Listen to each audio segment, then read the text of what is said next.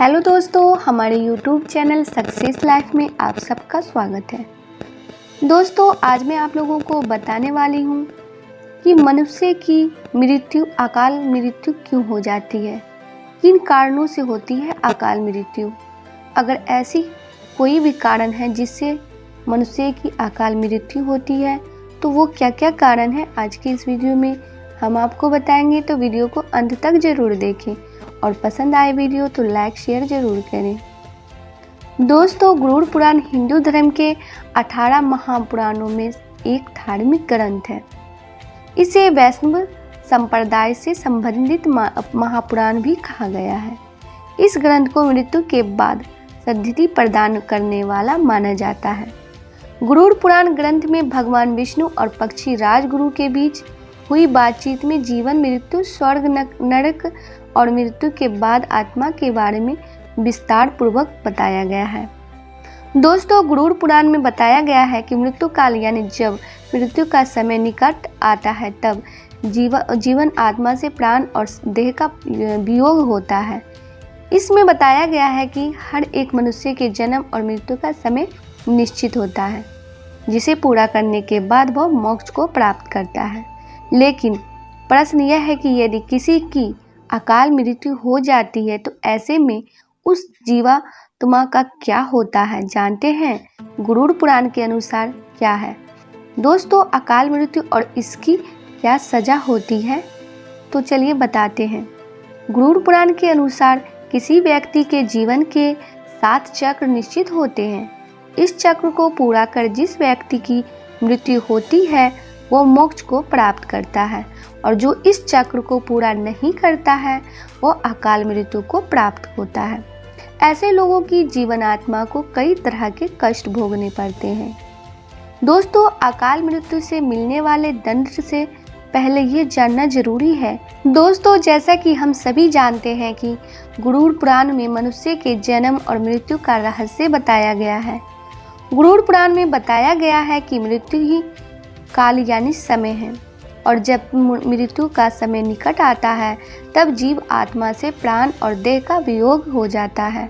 हर एक मनुष्य के जन्म और मृत्यु का समय निश्चित होता है, जिसे पूरा करने के बाद ही मनुष्य को मोक्ष की प्राप्ति होती है। परंतु यहाँ ये सवाल उठता है कि अगर किसी मनुष्य की अकाल मृत्यु हो जाती है तब उस जीव आत्मा का क्या होता है, और अकाल मृत्यु किसे कहा जाता है और इसे क्या सजा मिलती है। आज हम लोग इसके बारे में जानेंगे। दोस्तों, गरुड़ पुराण में बताया गया है कि मनुष्य के जीवन का 7 चक्र निश्चित है, और यदि कोई मनुष्य इस चक्र को पूरा नहीं करता है, अर्थात जो अकाल मृत्यु को प्राप्त हो जाता है, उसे मृत्यु के बाद भी कई प्रकार के कष्ट भोगने पड़ते हैं। परंतु सबसे पहले यह जानना आवश्यक है कि अकाल मृत्यु क्या होती है, अर्थात किस तरह की मृत्यु को गरुड़ पुराण में अकाल मृत्यु की श्रेणी में रखा गया है।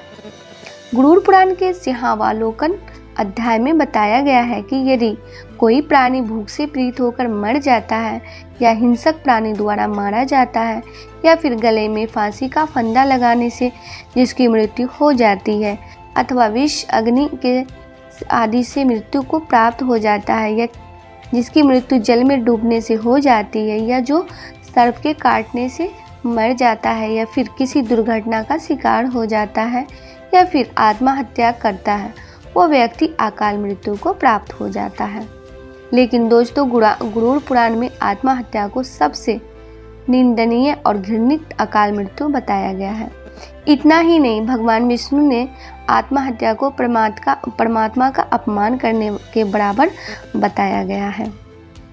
साथ ही गरुड़ पुराण में भगवान विष्णु ने बताया गया है कि जिस प्राणी की मृत्यु प्राकृतिक रूप से होती है वो मनुष्य 3 दशक, 13 अथवा 40 दिन के अंदर दूसरा शरीर धारण कर लेता है। किंतु जो व्यक्ति आत्महत्या जैसे घृणित अपराध करता है, उस प्राणी की आत्मा पृथ्वी लोक पर तब तक भटकते रहते हैं जब तक उसका समय काल परमात्मा द्वारा तय किया निश्चित समय पूर्ण न हो। ऐसी जीव आत्मा को न तो स्वर्ग लोक की प्राप्ति होती है और न ही नरक लोक की।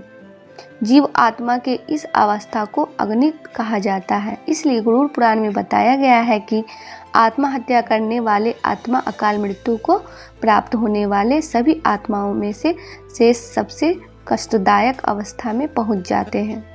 अकाल मृत्यु को प्राप्त करने वाली आत्मा अपनी तमाम इच्छाओं जैसे भूख, प्यास, सुख, राग, क्रोध, दोष, लोभ, वासना आदि की पूर्ति के लिए अंधकार में तब तक भटकते रहता है जब तक कि उसका परमात्मा द्वारा निर्धारित जीवन चक्र पूरा नहीं हो जाता है। दोस्तों, अब यहाँ यह सवाल उठता है कि किसी भी प्राणी की अकाल मृत्यु क्यों होती है। तो मैं आपको ये भी बता दूं कि इस सवाल का भी वर्णन गरुड़ पुराण में किया गया है। प्राचीन काल से ही वेद का ये कथन है कि मनुष्य 100 वर्षों तक जीवित रह सकता है, किंतु जो व्यक्ति निंदित कर्म करता है वे शीघ्र ही विनष्ट हो जाता है। जो वेदों का ज्ञान न होने के कारण वंश परंपरा सदाचार का पालन नहीं करता है, जो आलस्य कर्म का परित्याग कर देता है, जो सदैव अधर्म कर्म का सम्मान देता है, जो पराशास्त्री में अनुरक्त रहता है, इसी प्रकार के अन्य महादोषों से मनुष्य की आयु क्षीण हो जाती है। श्रद्धाहीन, अपवित्र, नास्तिक, मंगल का परित्याग करने वाले पर द्रोही, असत्यवादी ब्राह्मण की मृत्यु काल में ही यमलोक ले जाती है। जो अपने कर्मों का परित्याग तथा जितने मुख्य आचरण हैं उनका परित्याग करता है और दूसरे के कर्म में नियंत्रित रहता है, वो निश्चित ही अकाल मृत्यु को प्राप्त करता है। और जो शुद्र दिव्य सेवा की बिना अन्य कर्म करता है वो निश्चित ही समय से पहले यमलोक जाता है। दोस्तों, गरुड़ पुराण में बताया गया है कि जो पुरुष अकाल मृत्यु को प्राप्त करता है तो वे भूत, प्रेत, पिशाच, कुष्ठमांडा, महाराक्षस, क्षेत्रफल या बेताल योनि में भटकते रहता है। जब कोई स्त्री अकाल मृत्यु को प्राप्त करती है तो वो भी इसी तरह की योनि में भटकती रहती है, लेकिन उसे अलग अलग नामों से जाना जाता है। जैसे कि कोई नवयुवती स्त्री अकाल मृत्यु को प्राप्त होती है तो वो चुड़ैल बन जाती है।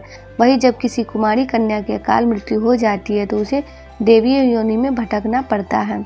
वैसे तो दुर्घटना, रोग, भूख, किसी भी प्रकार के अकाल मृत्यु को रोकना हम इंसानों के तो बस में नहीं है, लेकिन आत्महत्या को हम रोकने की कोशिश कर सकते हैं।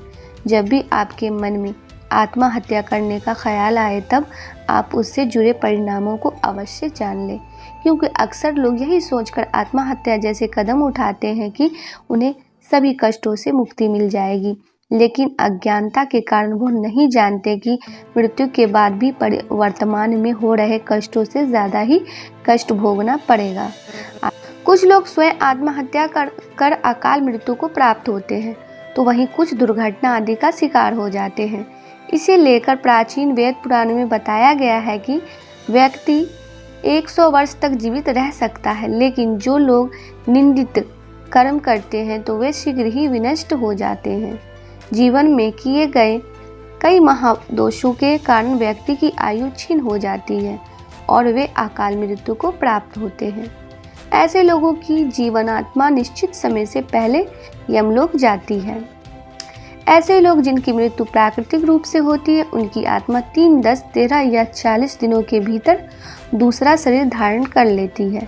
लेकिन आत्महत्या पर का अपराध करने वालों की आत्मा तब तक भटकती रहती है जब तक उसका समय काल ईश्वर द्वारा निर्धारित नहीं किया जाता है। ऐसी जीवन आत्मा को न ही स्वर्ग मिलता है और न ही नरक। उनकी आत्मा लोक परलोक के बीच भटकती रहती है। आज के लिए बस इतना ही।